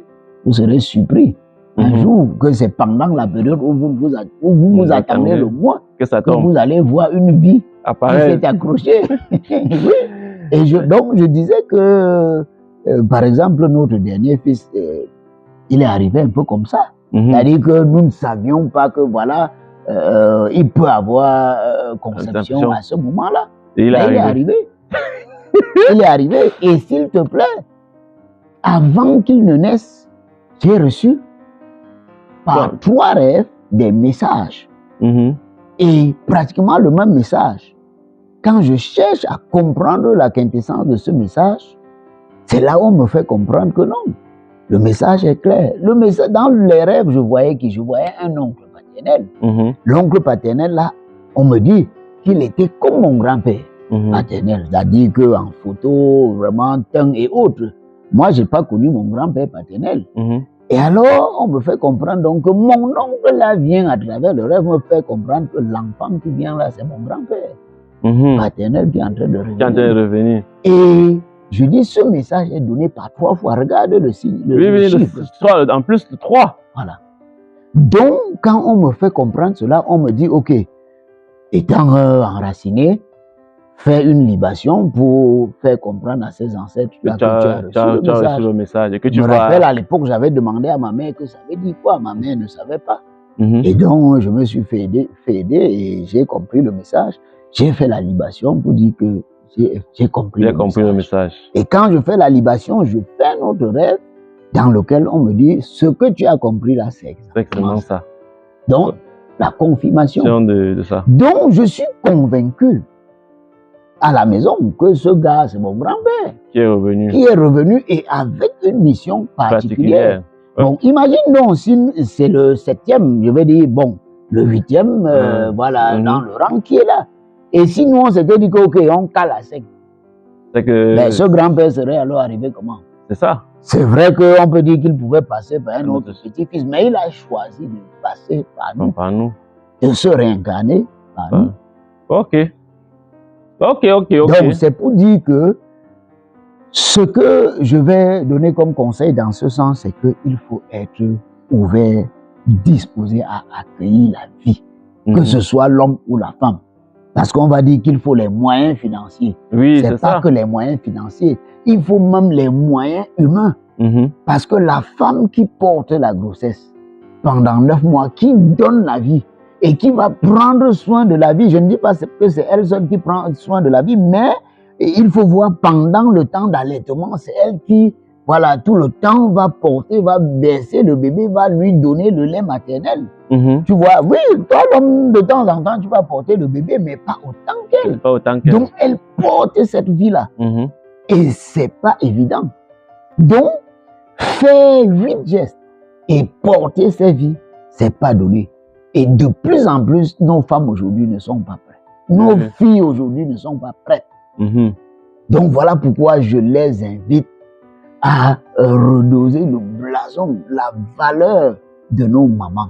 Oui. La femme, la fille avant tout, est cette mère de l'humanité. Donc cette mère qui va donner la vie. Et il faut être prêt à accueillir ces vies-là. Voilà. Ok, moi j'aimerais donc savoir, on est en train de tourner vers la fin. Il y a un des derniers sujets que moi j'aimerais aborder, c'est celui du sexe dans le mariage. On a parlé des enfants. Oui. Un autre problème qui nuit beaucoup dans les couples, dans les foyers, c'est celui du sexe. Comment est-ce que on gère ça? Parce qu'on dit souvent que non, c'est un devoir conjugal. Si l'homme veut, il faut donner. Si la femme veut, il faut donner. Mais comment est-ce qu'on gère ça? Comment est-ce que vous, toi, dans ton foyer, dans ton mariage, tu fais pour gérer ça? Bon, moi, je dis toujours, le sexe doit faire partie de ces moments-là qui vous permettent d'être joyeux, tous les deux. Voilà, d'être joyeux. Si vous assoyez prendre, c'est pas un verre de jus de coco vous rend heureux, ça devrait vous rendre heureux de la même manière et au même moment. Voilà. Donc il ne faudrait pas que pendant qu'on prend le jus, voilà, quelqu'un est content dans son cœur et l'autre est fâché. Voilà. En général, c'est ça. Voilà. Si peut-être vous décidez de vous balader, d'aller vous balader, voilà, le couple, il faudrait que tout le monde soit content pendant la marche, la balade. Voilà, ça fait partie des moments de joie. Donc le sexe devrait être pareil. Voilà pourquoi, de la même manière, je dis, il faut savoir, comme nous avons dit que l'amour que nous voulons donner à l'autre, c'est rendre l'autre heureux. Si donc on a compris l'amour dans ce sens, rendre l'autre heureux, alors on doit donc se prédisposer à rendre l'autre heureux, même s'il s'agit du sexe.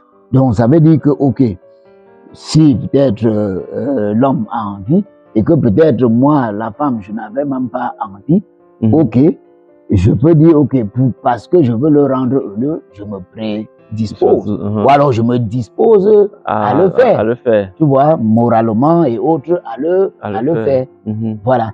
Mais sauf que, à un moment donné, il ne faut pas, comment dire, être égoïste. Ou alors avare, c'est-à-dire que ne penser qu'à son bonheur à soi et sans penser au bonheur de l'autre. Parce que dans la majorité des cas, ce sont les femmes qui très souvent, parce qu'elles portent, en plus parfois lorsqu'elles travaillent même, elles portent le poids de la maison, c'est-à-dire que faire la cuisine, dans la majorité des cas, c'est ça, les enfants comme on dit, et donc très souvent sont épuisés, très épuisés. Donc il faudrait être humain, je veux dire, pour l'homme.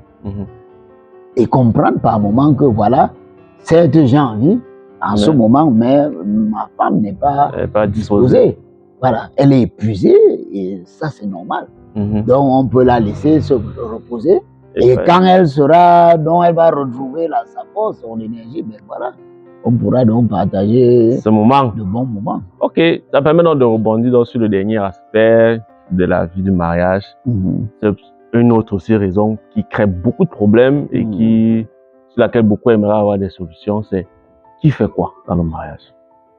Qui fait quoi dans la vie du mariage? C'est-à-dire, on est là, on est ensemble, on a réussi, on est dans la même maison maintenant. Qui fait quoi? Ah, mon frère, ça, moi je dirais que la nature a arrangé les choses dès le départ. Est-ce qu'on choisit entre l'homme et la femme qui va accoucher? Non, on ne le fait pas. On ne le fait pas. Vous allez poser l'acte, mais on sait qui va accoucher, qui va porter la vie là. C'est vrai, c'est vrai. Donc, c'est pour dire que la nature nous a aidés dans ce sens déjà à faire la part des choses. C'est-à-dire que tout naturellement, on sait dans un couple que voilà, sans le dire, la femme, quand elle se lève, elle sait que voilà, elle va se demander qu'est-ce qu'on va manger dans cette maison. Je veux dire, elle va se poser la question, qu'est-ce qu'elle peut préparer. Voilà, c'est tout naturel. Ça, on n'a pas besoin de réfléchir dans ce sens-là. Sauf qu'on réfléchit beaucoup, hein. Maintenant, c'est devenu compliqué. Je dis qu'on n'a pas besoin. Si on réfléchit, ça veut dire qu'il faut se poser des questions. Il faut se poser des questions sur la personne qui réfléchit là. C'est-à-dire que si aujourd'hui, la femme ou la plupart de nos filles arrivent à dire que non, il faudrait qu'on réfléchisse, qu'on sache qui va préparer, non, ça veut dire qu'elles sont perdues. Il y a des valeurs qui n'ont pas besoin d'être transcendées. Des valeurs de vie qui sont définies par la vie elle-même. C'est-à-dire que quand nous disons que la femme est la mère de l'humanité, la mère qui donne la vie prend soin de cette vie. Et elle prend soin de cette vie en nourrissant la vie. Vous allez voir une mère poule. Elle fouille le champ, le sol, pour chercher de la nourriture qu'elle donne à ses enfants. Ça, on n'a pas besoin de réfléchir de midi à 14 heures. Maintenant, on sait tout naturellement que pendant que la mère poule fait ça, le coq, quand lui il a constaté qu'il y a un coin riche, quelque part, tout naturellement, il va faire des signes, et la poule va converger avec ses poussins. Vous voyez? Donc, c'est pour illustrer le rôle que l'homme doit jouer. L'homme a besoin d'aller, c'est l'homme d'abord qui doit aller au front chercher et venir donner, prépare pour donner aux enfants. Non, ça, naturellement, c'est ça. Bon, maintenant, on peut comprendre que avec la conjoncture, les choses étant devenues chères, difficiles, voilà, il arrive que parfois, en plus d'avoir à faire certaines tâches, cette tâche naturelle à la maison, la femme également, très souvent, on voit la femme qui, voilà, a un travail, elle sort travailler comme l'homme et doit rapporter quelque chose comme l'homme. Bref, elle rapporte, pas qu'elle doit, elle rapporte quelque chose comme l'homme. Et voilà, on met ensemble.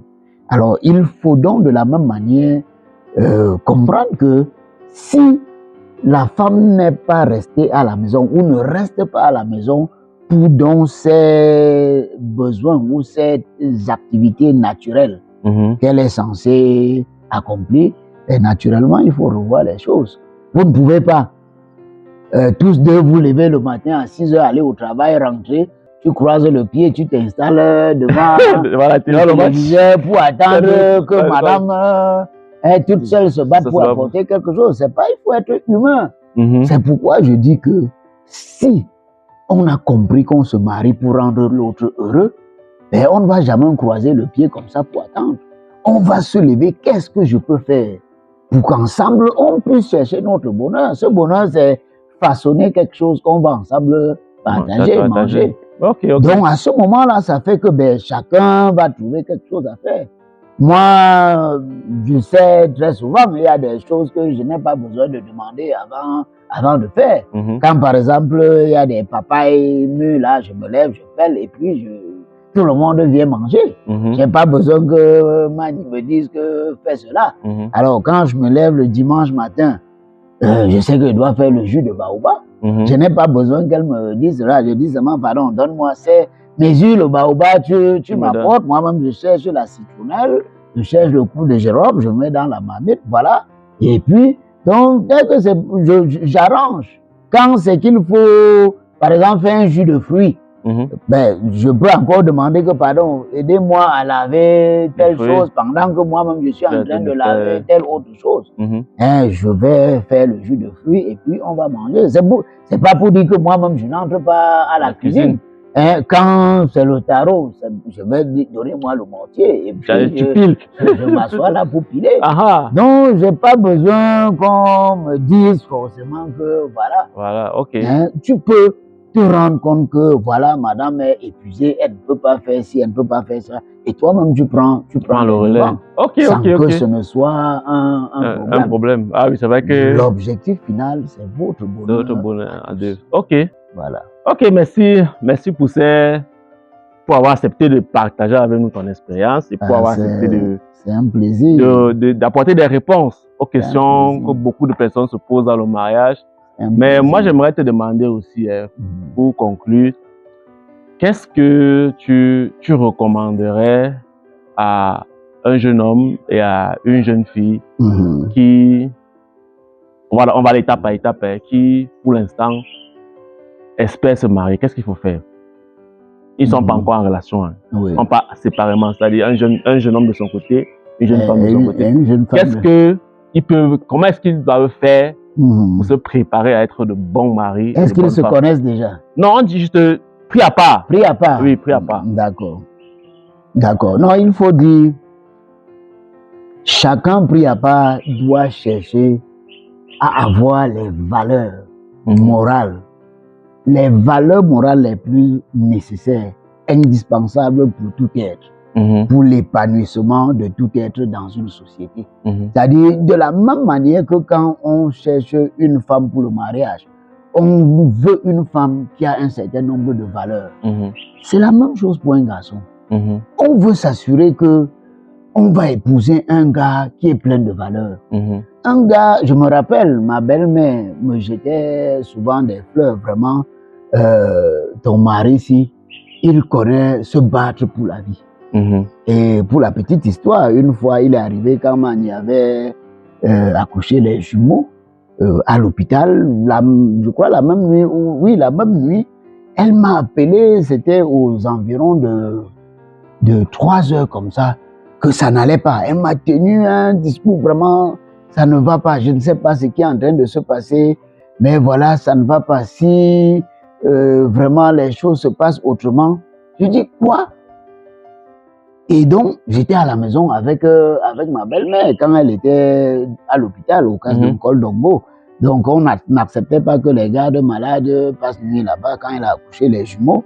Donc, j'ai dit à ma belle-mère que non, je pars directement. Quand elle disait que non, explique-moi d'abord. J'ai dit que maman, attends, je pars d'abord. Et je me rappelle, j'avais démarré la voiture aux environs de 3 heures comme ça.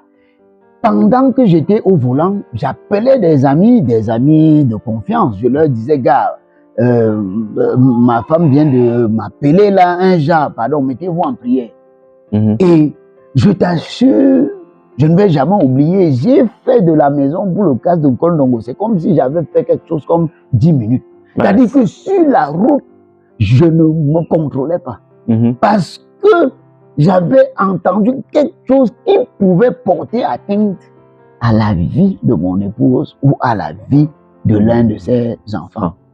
Donc, c'est une valeur. Et un jeune homme qui n'incarne pas cela, c'est-à-dire quelqu'un qui n'est pas prêt à se lever et à courir pour sauver, pour protéger la vie, c'est un problème. Un jeune homme qui est paresseux, qui n'est pas prêt à se lever, sortir, se battre pour apporter de quoi nourrir la famille, c'est un problème. Un homme qui n'est pas prêt à protéger la vie de celle qu'on lui a confiée. C'est un problème. Donc, il y a un ensemble de valeurs.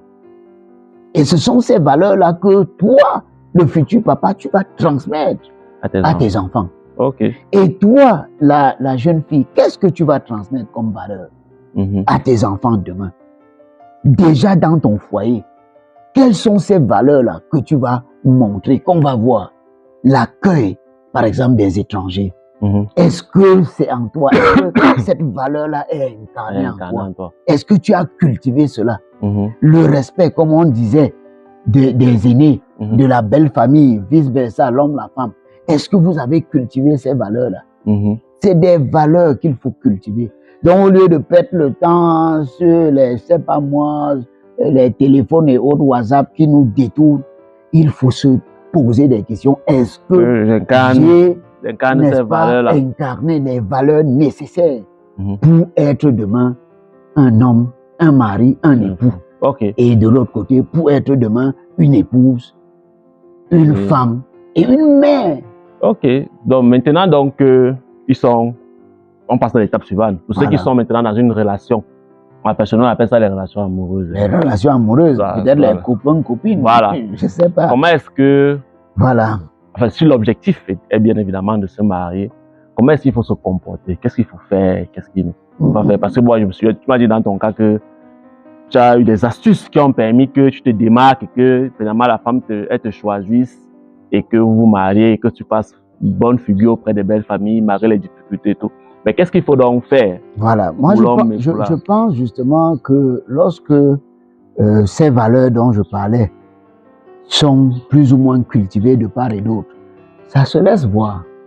Ça se laisse voir à travers votre façon d'agir, votre façon de vous comporter. Ça se laisse voir, tu vois. Et donc, une fois que vous êtes ensemble, il faut très rapidement mettre de côté l'attirance charnelle. Oui, il faut très vite mettre cela de côté. Je veux dire, la tendance à aller vers le sexe. Il faut très vite mettre cela de côté parce que ce n'est pas l'essentiel. Vous aurez tout le temps pour cela une fois marié. Vous allez même être dégoûté à un moment donné. Vous voyez, tu vois, mon frère. Donc, il faut mettre cela de côté et donc chercher donc à identifier ces valeurs dont je parlais. C'est ça le plus important. Il faut chercher à connaître l'autre. Qu'est-ce qui caractérise l'autre? Voilà. Est-ce qu'il aime bavarder? Est-ce qu'il aime, on va dire quoi? Est-ce qu'il aime la détente? Est-ce qu'il aime la blague? Voilà. Qu'est-ce qu'il aime? Quelles sont les choses qui permettent à l'autre de se sentir bien? Voilà. Il faut chercher à connaître l'autre. Et c'est donc connaître ce qui caractérise la personne. Et en cherchant donc à connaître, naturellement, vous allez détecter des choses qui ne vous plaisent pas. Et vous allez communiquer là-dessus. Vous allez partager avec l'autre. Mais je constate que tu es un peu paresseux. Mais comment tu peux dire que je suis paresseux? Je dis, mais oui, je constate parce que, voilà, j'ai constaté depuis le matin que voilà. Ou bien, je suis arrivé, je vois que tu portes le même habit, par exemple, pendant toute une semaine et c'est sale. Donc, tu n'es pas propre. Bref, vous allez détecter des petites choses qui caractérisent l'autre et vous allez critiquer. Et vous critiquez pour construire, ce n'est pas pour détruire. Parce que qui veut construire une bonne amitié, un bon mariage demain commence par fouiller tout ce qui peut nuire à la fondation. Et donc, c'est à travers l'échange, le dialogue. Donc, passer des moments ensemble. Passer des moments ensemble, pas faire enfermer dans la chambre parce que vous allez passer à autre chose. Non, laissez la chambre ouverte. Si possible, l'idéal même, c'est de marcher. Baladez-vous, allez là où le monde va vous voir, vous serez en public. Vous n'allez pas vous permettre n'importe quoi. Il y a quand même un peu de pudeur. Voilà. Donc, prenez beaucoup de temps à échanger, à causer, voilà. Peut-être on peut vous inviter à un anniversaire, vous allez ensemble. Ça va te permettre de voir comment l'autre se comporte. Et si tu détectes quelque chose qui ne te plaît pas, non, mais tu vas en parler avec l'autre dans le sens d'améliorer. Parce que c'est ça le mariage. Ok. On cherche le bonheur en s'améliorant parce que nul n'est parfait à la base. Hein. Mhm. Et au fur et à mesure, c'est un peu comme, voilà, quand tu es seul, mon frère, ça, quand tu te laves, tu ne peux pas te frotter le dos. Hein. C'est difficile. La main ne va pas arriver. Hein. Mais une fois dans le mariage, l'autre peut t'aider À à frotter. frotter le dos. Ok. Et donc, pendant que vous cheminez dans cette amitié, vous vous aidez mutuellement à frotter le dos, entre guillemets. Entre guillemets. Et donc, cela va vous permettre de mieux vous connaître, de mieux vous sentir proches l'un de l'autre lorsque vos centres d'intérêt vont progressivement converger. Ok. Et voilà ce qui pourra donc vous conduire véritablement sur le chemin. Et maintenant donc que vous êtes marié, parce que on dit souvent que le mariage c'est la guerre où tu dors avec ton ennemi sur le même lit. Comment est-ce qu'on fait donc pour bon, tu sais qu'on a balayé beaucoup d'aspects. Oui, on peut gérer. Mais en gros, qu'est-ce qu'il faut pour que ça dure longtemps? Oui, non, moi. Parce que c'est surtout ça l'objectif, c'est que ça dure longtemps. Comment on fait pour que ça dure? Ça dure longtemps. Alors moi, je pense pas qu'il y a trop de critères ou trop d'éléments. La première des choses, c'est savoir fondamentalement ce que c'est que le mariage. Comme je l'ai dit, le mariage, c'est pas la plaisanterie. Le mariage, c'est pas un contrat comme nous voyons aujourd'hui. On fait un contrat de vie peut-être pour 2 ans et puis chacun va se séparer. Parce qu'on a constaté que tel a tel bien, voilà, il a tel, je sais pas moi, richesse, voilà. Et voilà, on fait un contrat de quelques années de vie qu'on appelle mariage. C'est pas ça le mariage. Okay. J'ai dit fondamentalement, le mariage, c'est quand ensemble, on souhaite donner la vie qu'on a reçue. En étant ensemble dans un foyer. Okay. Quand c'est ça l'objectif, alors dès le départ, on est d'accord que rien, je dis bien absolument rien, ne pourra stopper ou séparer cela. Quand c'est donc clair, on a cet objectif. Et on va. Vraiment. Le reste va suivre. Ça va suivre. Ok. Ça va suivre. Vous êtes partis pour l'éternité, comme tu disais. Oh, vraiment, c'est tout ce qu'on souhaite pour tous ceux qui veulent se lancer dans le mariage. Moi, je profite encore pour te remercier parce que pour moi, tu es un modèle dans ce qu'on appelle le mariage. C'est vrai, on parle de 17 ans aujourd'hui, 17 ans de mariage. Il y en a qui sont à 50. Voilà. Mais je pense que tu es bien parti pour atteindre même 100. Voilà, merci. Donc il y a ça. Et puis bon, moi, il sait aujourd'hui que, comme je le dis toujours, pour moi, tu es un référent parce que tu as vu aussi beaucoup de couples, de foyers que tu as sauvés par tes conseils, par ton accompagnement, par tout ce que tu as fait. Ce qui pour moi me fait dire que tu es une référence dans le mariage. Et puis bon, tous ceux qui veulent bénéficier de ton accompagnement ou de ton écoute, je pense que je vais laisser le numéro dans la description et puis à travers le Anka, vous pourrez le contacter. C'est lui qui est en charge de tout ce qui est mariage, c'est le référent dans le domaine et je pense qu'à travers ses réponses, vous avez compris qu'il sait de quoi il parle. Donc, je te remercie encore. Moi, je te remercie une fois de plus et puis je te laisse le mot. Le mot de fin. Merci encore, mon frère. Ça me conjoint. Je dirais tout simplement que ce qui fausse les bases du mariage aujourd'hui, c'est, comment dire, la base socio-culturelle. Il faut, pour réussir le mariage aujourd'hui, repartir sur nos humanités classiques. Les humanités classiques africaines, qui sont les seules à définir fondamentalement ce que c'est que le mariage et comment le vivre. Donc, en repartant sur ces humanités, et il y a plein de documents, n'est-ce pas, que nos aînés ont eu à rédiger. Je fais hommage à notre aîné Omotunde Kalala, vraiment que son cas soit vivifié. Il fait partie de ceux-là qui ont vraiment écrit sur ces humanités classiques et qui aujourd'hui sont véritablement constituent la boussole pour orienter nos jeunes, les jeunes Africains, n'est-ce pas, pour ne plus partir sur de fausses bases pour le mariage, mais sur des bases solides, des bases ancestrales. Ok. Merci beaucoup. Merci beaucoup, Tani. Parce que moi, j'aime bien. Je ne peux pas manquer de l'occasion de t'appeler Tani. Merci. Non, merci beaucoup. N'oubliez pas, hein, vous pouvez, pour tous ceux qui regardent, regarder. N'oubliez pas aussi de partager à tous ceux qui ça pourra aider, qui ont besoin de réponses par rapport aux questions qu'ils posent. Et comme on dit, si vous avez une autre question qui n'a pas été abordée dans ce entretien, après, c'est dans les commentaires et nous nous chargerons d'y répondre.